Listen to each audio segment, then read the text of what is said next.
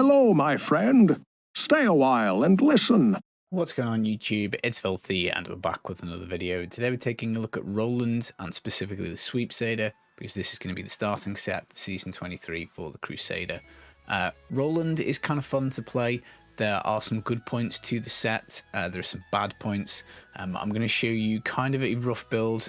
I mean, we'll do T16, but obviously we've got nice primal weapon and primal shield and some decent gear and about 12k, I guess, in main stat. We leave all the rest of the Paragon house except for gold pickup because we're not savages, you know, we're not savages.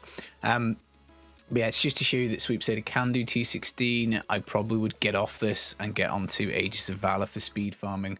We brought you the video showing you how to do that, I think a couple of days ago or maybe yesterday, depends when this comes out.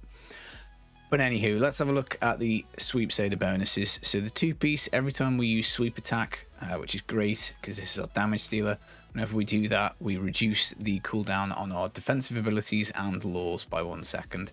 Now for T16, you don't need any defensive abilities because obviously Gold Wrap always handles the toughness. So we basically just go for Unstoppable Force. We get this with huge uptime because of the way the two-piece works. It is kind of nice. We also get increased attack speed, although we're probably capped out on that by the 6-piece. And we also get huge damage reduction.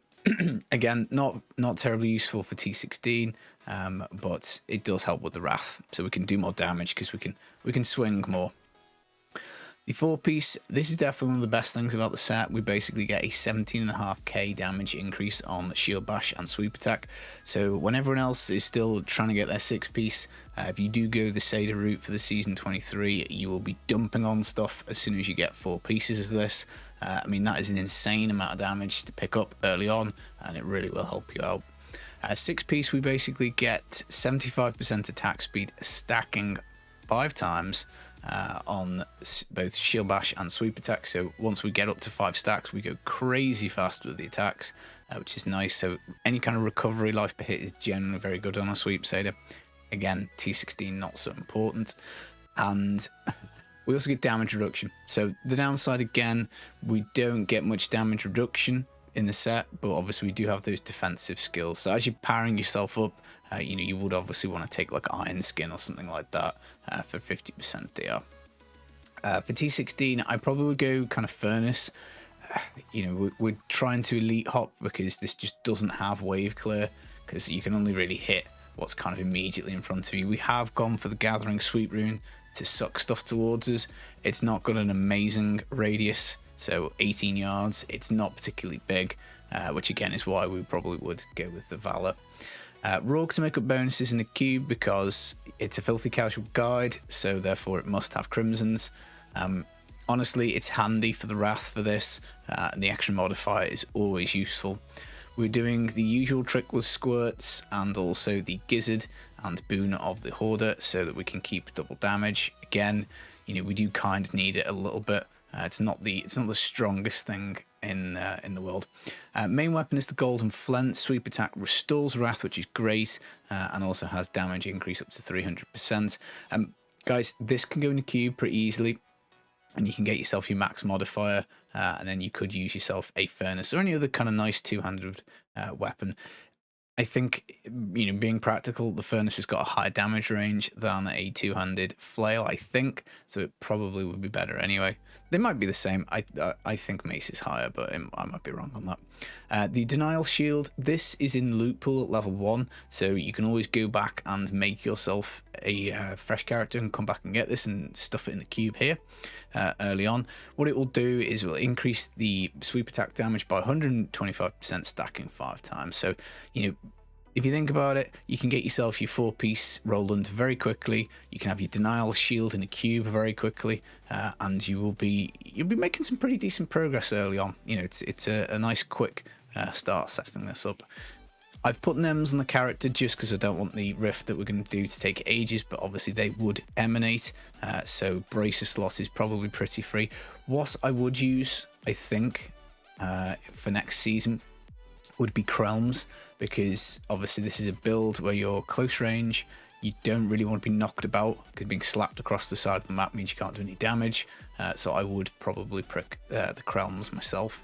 We've gone for Stone of Michael Jordan. Thank you for the person who left that comment. I love that. Basically, it just means we only have to match the elements on our amulet, our braces, and the stone itself. It doesn't matter that it's, you know, not holy. Doesn't matter. Extra Wrath is handy. Again, it is a little thirsty. Extra elite damage. It's more elite kind of focusy rather than trash. Again, that's kind of nice. Zodiac we get really good value out of because we attack insanely fast. So we do get really good Zodiac procs too. In terms of stats, I really won't worry about this. I mean, like, we might do a Rolands push guide if it looks like it's a popular build. But in terms of T16 and this stuff, I wouldn't worry about re-rolling much of it, just simply because you want to be putting all your resources into getting Aegis of Valor. Legendary Gems, Bane of the Trapped, it's 118, so a little high, but it's not the end of the world. Gizzard is 84, but 25 would have the exact same effect. And Boon of the Hoarder is obviously capped at 50. Powerful could go here when you're very early powering up. That would be absolutely fine too. Skills wise, Gathering Sweep we've covered. Provoke, too scared to run, just for the slow really. Again, a bit of Wrath regen, not amazing, but you know, we take it. Laws of Valor, Unstoppable Force. Again, we get the Wrath, which is the Wrath reduction, which is super handy. Condemn Vacuum, I'm going to numlock this. It does help us a little bit. You know, it does kind of suck stuff in. Again, because we've got the Gathering Sweep run, possibly not brilliant, but really struggling to think of stuff that's going to improve this. Akrat's Champion, Embodiment of Power. It is thirsty. It really does help to have this. And Steed Charge, Endurance is to get around. Now, we don't have Norvals, and guys, if you've played Aegis of Valor a lot, jumping on Sweepsader can feel a little frustrating because you just don't have the uptime on the horsey. With that in mind, Lord Commander will give us a 25% cooldown reduction on the horse, which is nice. Finery, you just always take this as a Crusader, just never take it off any build ever. Holy Cause, a little bit more damage, and Heavenly Strength, again, finds its way into a lot of Crusader builds because we do have the two-hander. Right, okay, so 12k main stat. We've got none of the other Paragon shenanigans in, so I guess let's just go do T16 and show you that it works, basically. I guess it's not amazing, but you know, as I say, we do what we can. So again, with it being a close range build, you know, it is kind of difficult to keep your squirts up. You know, like Wave of Light that we covered, Fist of Heavens, anything like that will be much easier because obviously you can blast stuff and then use the Avarice Band to collect the gold. So you know, it's kind of nice, like seeing the Crusader go crazy and do the crazy attack speed is kind of funny. And we are getting a bit of suction going on, but you know, obviously with Fist of Heavens, all of this stuff would have been melted by now, just because it's got such great area of effect. But as a starter, I quite like this one. I think it's a good build to start off with. You know, it's gonna get you powered up and onto other things. And if you wanted to play this all season, I guess you could do. You try a look on the next floor. And this is obviously off season, so no double goblins, no shadow clones, nothing like that. And we put jugs down very fast because obviously we attack pretty fast. So again, you know, no Paragon in. I don't know, it's not too bad, but you can see the squirts does drop off quite a lot. So again, you know, I still think it's worth it because you can obviously find yourself a shield pylon, and again, follower will have Flavor of Time on, so you can easily get a double length shield pylon. Yeah, which would be pretty good. And then after this, I think we'll go and show you how to clear GR70, get those primals unlocked. Again, fairly easy requirements, I think, on that. You know, you're much more likely to struggle with toughness rather than damage on Sweepsader. It's got a hell of a punch early on. Yeah, so I don't know. If you're thinking of Sader, it's a solid choice, I think. Oh man, I'm totally gone the wrong way here. Must be this way. But yeah, not. Maybe we should have stayed on the. On the cemetery. Again, follower would have cheat death next season, so you know, It's not a filthy casual T16 video if we don't die at least once. But yeah, the lack of horsey, I think, is probably one of the main things that also hurts us, because it's kind of hard to get around the map. But as you can see, once the stacks are at 5, it's pretty nutty attack speed, which is good. But yeah, I think we'll probably cut to the boss, and then we'll come back and we'll do the GR70 clear after that.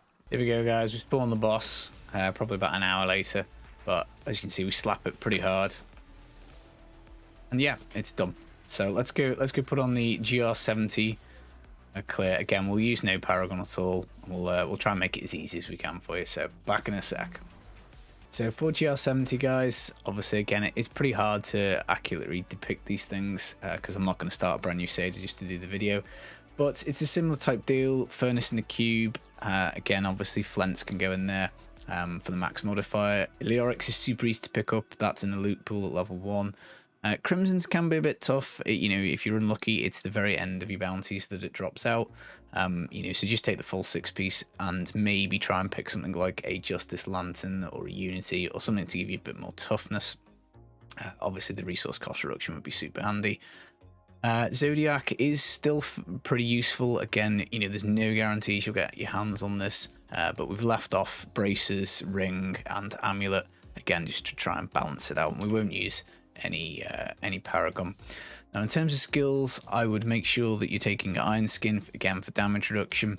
And then we've basically gone for Provoke Hit Me for the block chance, just to try and beef that up. So again, Justice Lantern would be kind of nice if you do find one. A bit of life per hit in the weapon is always nice for Sweepsader. You do get pretty good recovery. You could also roll it on your braces, you know, and pick it up there. But yeah, we won't do all this riff because it's going to take a bit of time, but we'll hopefully show you that you can melt it fairly fast. And obviously, yes, it's primal weapon, primal shield, but you know, no paragon, and we don't even have all the legendaries. So what's the sheet damage at, like 400k, 500k before we started? I guess we'll find the first elite and get ahead on timer, and then. That should be proof that getting primals unlocked with this, basically what I'm getting at, will be super easy. We've also swapped back onto Prophet for the rune on Akrats. Again, just, you know, kind of helpful. So here we go. Here's an elite. We do put them down fairly fast. Obviously, the elemental is a bit of a pain in the butt. We do actually have an esoteric in the build as well.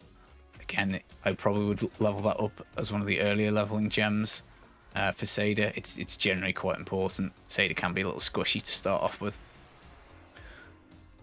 But yeah, as we can see, we're fairly ahead.